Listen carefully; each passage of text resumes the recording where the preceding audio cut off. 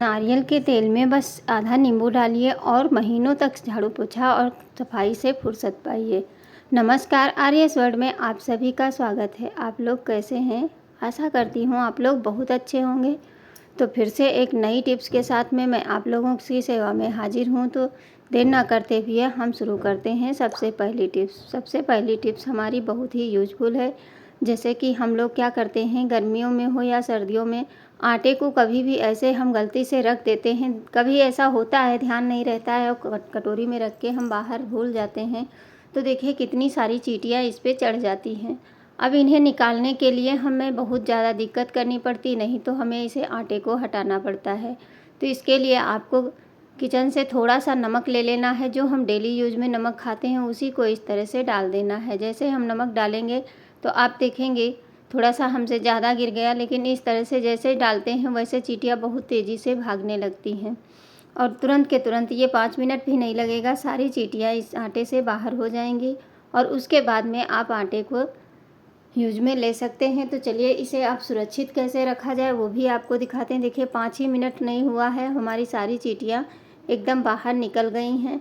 अब आटे को आप जहाँ से भी चींटियाँ निकलती हैं, कोई आटा ही नहीं है, घर में सर्दियों में बहुत ज़्यादा लाल वाली चींटी आ जाती हैं, तो वहाँ पे भी आप नमक डाल दीजिए, आपकी चींटी भाग जाएंगी और चींटियाँ नहीं दिखाई देंगी। क्योंकि जब लाल वाली चींटी काट लेती है तो बहुत ही दिक्कत होती है, मतलब जैसे जलन सी पड़ने लगती है। अब एक प्लेट ले लीजिए, उसमें थोड़ा सा पानी हम डाल देंगे।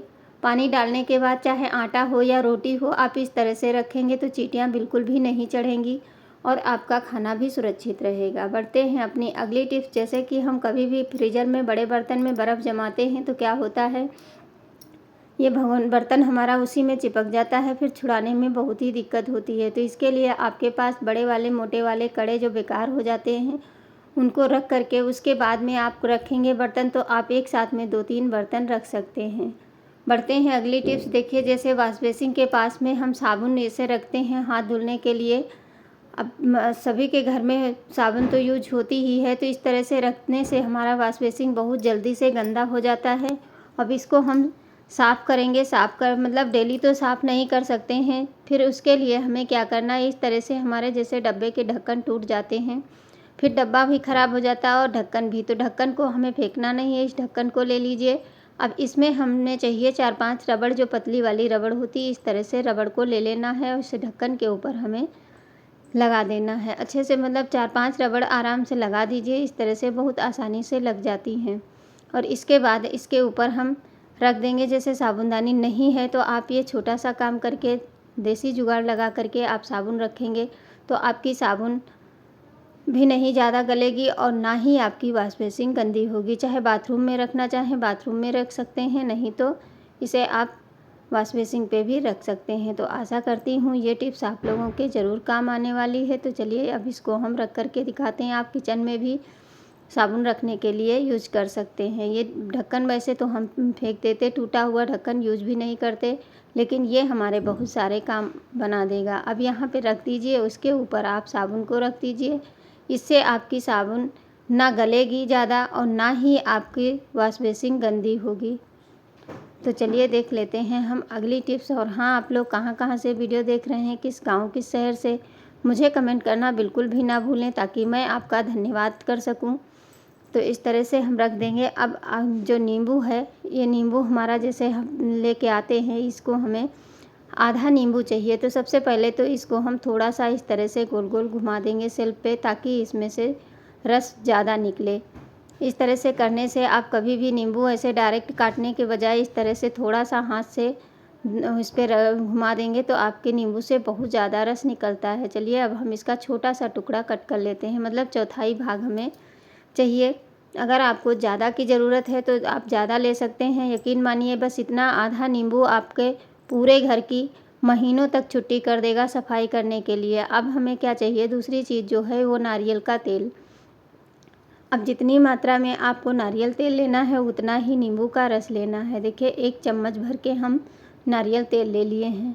अब नारियल तेल जो होता है ये हमारे, इसमें बहुत सारे ऐसे तत्व पाए जाते हैं जो हम बहुत चीज़ों में यूज़ करते हैं। अब 1 ही चम्मच हमें नींबू का रस चाहिए। तो देखिए मैंने थोड़ा सा ही कट किया था, इसमें 1 चम्मच भर के नमक हमारा रस निकल आया है। अब हमें इतना ही चाहिए। अब इन दोनों चीज़ों को अच्छे से मिलाना है। अभी इसमें एक चीज़ और पड़ेगी जो कि हमारे काम को और भी आसान बना देगी। अब क्योंकि ये थोड़ा-सा हमने बनाया है, अगर आपको ज़्यादा ज़रूरत है तो आप ज़्यादा भी बना सकते हैं। अब इसमें 1 चम्मच ही हम पानी मिलाएँगे। जितना हमने मतलब तेल लिया है और रस लिया है, उतना ही पानी मिला कर के इसे अच्छा-सा घोल बना कर के तैयार कर लेना है। तब तक मिलाएँ जब तक ये तीनों चीज़ें आपस में मिक्स ना हो जाएँ। तो देखिए तीनों चीज़ें एकदम मिक्स हो चुकी हैं। अब चलिए इसका यूज़ हम कहाँ पर करेंगे।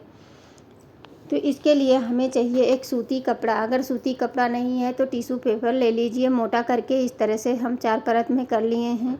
इसमें डबल कम से कम 3-4 टिश्यू पेपर थे, हम उतना लिए हैं। अब इसको इसमें डिप कर लेना है। जैसे कि हमारा लकड़ी का फर्नीचर होता है, ये धीरे-धीरे इस पे धूल मिट्टी पड़ती है, ये गंदा होने लगता है। जिसमें डिज़ाइन होती है वो तो कुछ ज़्यादा ही गंदा हो जाता है। तो इसी तरह इसको हमें एक बार डिप करके आप एक चीज़ तुरंत साफ़ हो जाती है और इस पे दोबारा नहीं मतलब दोबारा गंदा भी जल्दी नहीं होता है और आपकी लकड़ी का जो है नमी बरकरार रहती है। तो इस तरह से देखिए अब इसे हम पूरे पे लगा दिए हैं, साफ़ कर दिए हैं। इसके बाद आपको सूती कपड़ा ले लेना है। जैसे कि हमारे पल्ले हो गए या खिड़की हो गई, विंडो हो गई, कोई भी चीज़ आप इससे क्लीन कर सकते हैं। देखिए कितने आसानी से ये साफ़ होता है। और इसके बाद में आपको हम दिखाते हैं पूरा साफ़ करके, उसके बाद दिखाते हैं, क्योंकि हमारा काम यही होता है कि मैं आपको लाइव प्रूफ दिखाऊं।